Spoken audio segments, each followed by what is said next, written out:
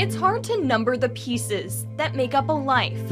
Everyone's puzzle looks a little bit different, and the picture you model the puzzle from can sometimes have a few holes.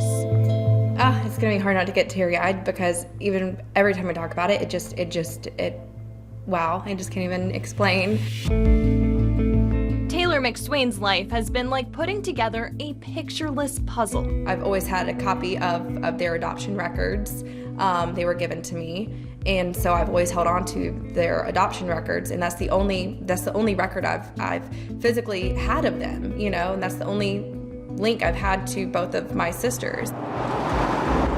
Taylor grew up in Myrtle Beach. She's always known her birth mother, who chose to put both Taylor's older sister and younger sister up for adoption. 3 girls, each 1 year apart, all connected by the woman who gave birth to them. It took Taylor 28 years to find Abby Haight, her older sister. I had waited my whole life to find out answers. Ancestry DNA helped locate answers. Abby had just one match. And there was one that said Taylor. I didn't know if it was a girl or a boy or who it was. So I sent out a message and just said, hey, you know, my name is Abby and I was adopted. I told her the whole thing. I was adopted in 1990. And within, I would say like 30 minutes or less, she had messaged me back. And I remember as soon as I saw her birth date, I just remember like my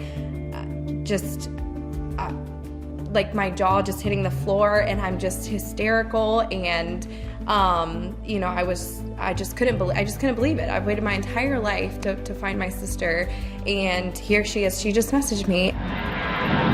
With some of her pieces in place, Taylor flew from her home in Florida back to Myrtle Beach to meet Abby. This was in October of 2019. The pair says the connection was instant. I mean, we're literally like a little over a year apart, you know? So we're kind of almost going through the same things in life.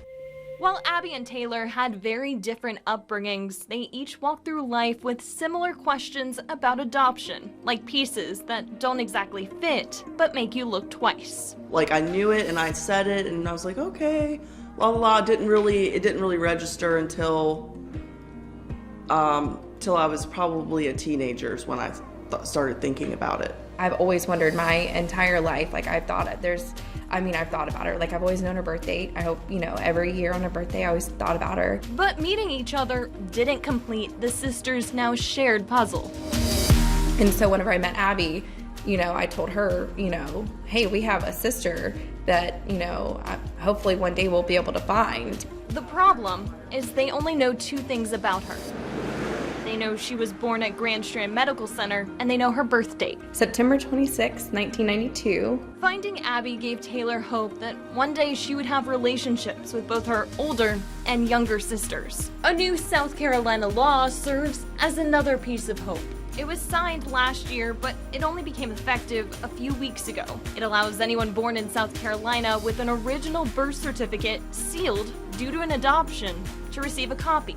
While Taylor and Abby's sister's birth certificate won't have either of their names on it, it could help her find out who she is, if she's also looking for her family. I think it's really important that people know that, you know, they have a story, and don't be ashamed to share your story.